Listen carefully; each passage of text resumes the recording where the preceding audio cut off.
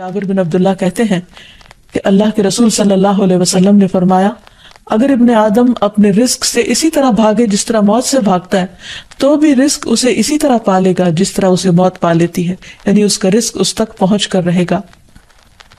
اس سلسلے میں ایک بہت اہم بات یاد رکھنے کی ہے کہ انسان رزق کے معاملے میں ہمیشہ اللہ تعالیٰ کی طرف رجوع کرے اور کسی بھی پریشانی کی صورت میں غیر اللہ کی طرف رجوع نہ کرے، یعنی اپنے دکھ، تکلیف، پریشانی، اس کا داستان، اس کی بپتا صرف اللہ تعالیٰ کو سنائے، اسی سے دعائیں مانگے، اور یہ مت سمجھے کہ اللہ تعالیٰ نہیں سنتا تو وہ کسی اور کے در پر جا کر اپنی مشکل بیان کر کے اسے مشکل کشا سمجھتے ہوئے اس سے اپنی حاجات پوری کروا سکتا ہے۔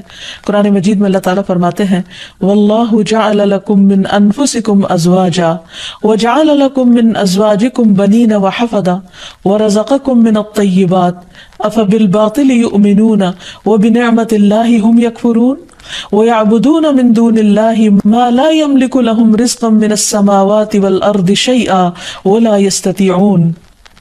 اور اللہ نے تمہارے لیے خود تم ہی سے بیویاں بنائی اور تمہارے لیے تمہاری بیویوں سے بیٹے اور پوتے بنائے اور تمہیں پاکیزہ چیزوں سے رزق دیا، تو کیا وہ باطل کو مانتے ہیں اور اللہ کی نعمت کا انکار کرتے ہیں؟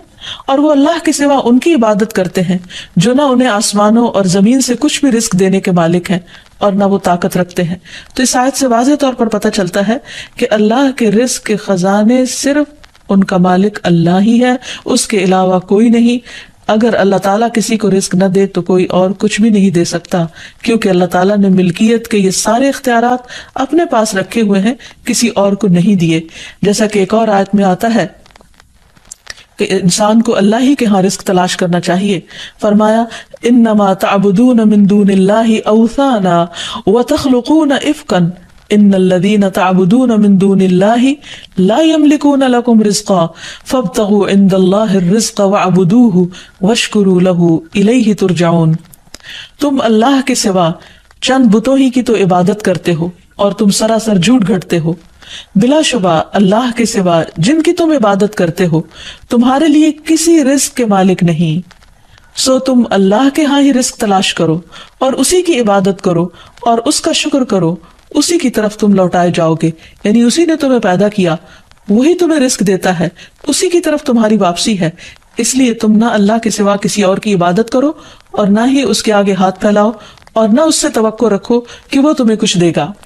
نبی صلی اللہ علیہ وسلم کی سکھائی ہوئی مسنون دعائیں بہت ہی بہترین ہیں۔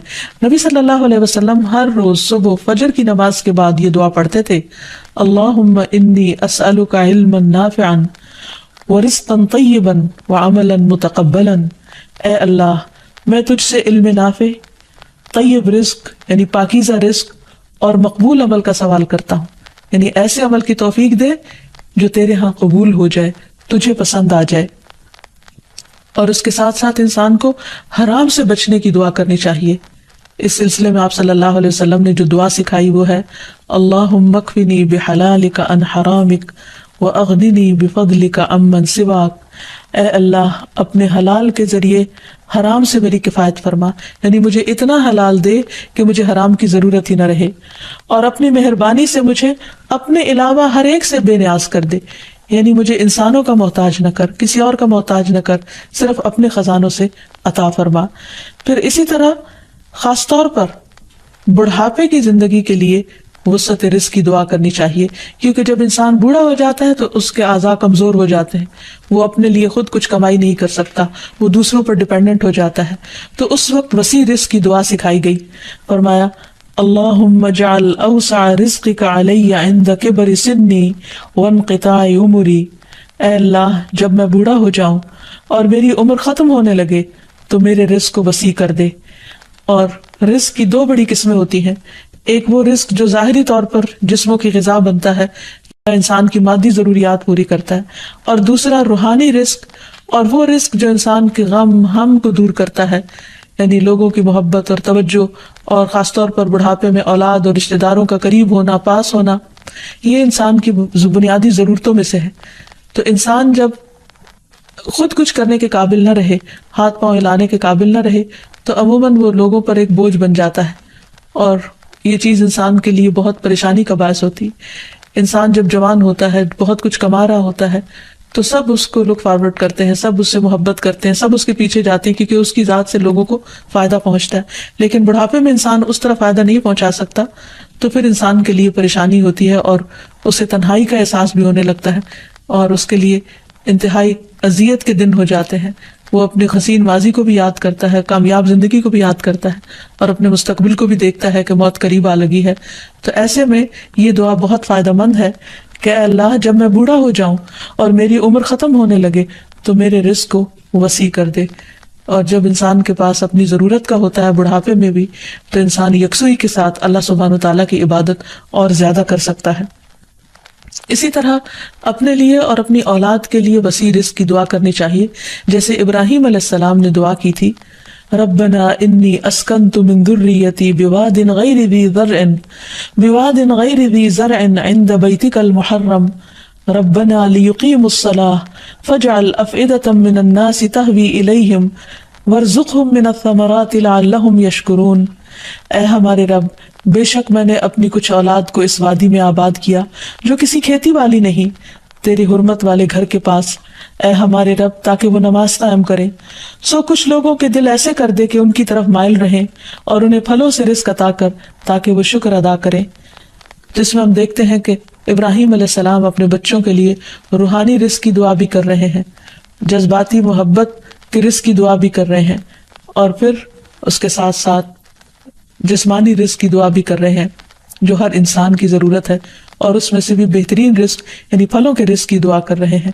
کیونکہ انسان کو اللہ تعالیٰ کا صرف رزق ہی نہیں مانگنا چاہیے، بہترین رزق مانگنا چاہیے. یعنی ایک تو سمپل سی دعا ہے اللہم ارزقنی، اور پھر وارزقنا وانت خیر الرازقین، جو سورۃ المائدہ میں اللہ تعالیٰ نے دعا سکھائی ہے، اور ہمیں رزق دے اور تو سب رزق دینے والوں میں سے بہترین ہے. رزق کی تنگی میں خاص طور پر استغفار بہت فائدہ دیتی ہے. یعنی انسان کے گناہ انسان کے رزق کے راستے میں رکاوٹ بن جاتے ہیں. اور آخر میں یہ بات یاد رہے کہ انسان کے رزق میں اکثر اس کے اپنے گناہ رکاوٹ بن جاتے ہیں. اس لیے جب انسان ان گناہوں سے توبہ کرتا ہے، استغفار کرتا ہے، تو اللہ تعالیٰ رزق کے دروازے کھول دیتے ہیں، جیسے اللہ تعالیٰ کا وعدہ ہے. قرآن مجید میں آتا ہے، نوح علیہ السلام نے اپنی قوم سے کہا، فَقُلْتُ اسْتَغْفِرُوا رَبَّكُمْ إِنَّهُ كَانَ غَفَّارًا يُرْسِلِ السَّمَاءَ عَلَيْكُمْ مِدْرَارًا وَيُمْدِدْكُمْ بِأَمْوَالٍ وَبَنِينَ وَيَجْعَلْ لَكُمْ جَنَّاتٍ وَيَجْعَلْ لَكُمْ أَنْهَارًا. اور کہا کہ اپنے رب سے معافی مانگ لو، بلا شبہ وہ بڑا معاف کرنے والا ہے. وہ تم پر آسمان سے خوب بارشیں برسائے گا، اور تمہاری مال اور اولاد سے مدد کرے گا، تمہارے لیے باغ پیدا کرے گا اور نہریں جاری کرے گا. تو اس سے یہ پتہ چلتا ہے کہ دنیا میں جتنی بھی راحتیں اور رزق کی قسمیں ہیں، ان سب کی کنجی استغفار ہے. تو اس لیے انسان کثرت سے اپنے گناہوں پر توبہ کرتا رہے. حضرت حسن بصری کی مجلس میں ایک شخص آیا اور کہنے لگا کہ اس کے ہاں اولاد نہیں، تو انہوں نے اس کو استغفار کا حکم دیا. دوسرے شخص نے کہا کہ ان کے یہاں قحط سالی ہے، بارشیں نہیں ہو رہی، تو انہوں نے ان کو استغفار پڑھنے کے لیے کہا. تیسرا شخص آیا اور کہنے لگا کہ اس کے رزق میں مشکل ہے، تو انہوں نے اس کو بھی یہی نسخہ بتایا. تو ان کی مجلس میں سے ایک شخص نے کہا کہ آپ نے ہر مشکل میں مبتلا شخص کو ایک ہی بات بتائی، ایک ہی وظیفہ بتایا، اور وہ بخشش کی دعائیں کرنے کا. تو کہا کہ کیا تم نے سورۃ نوح کی آیت نہیں پڑھی؟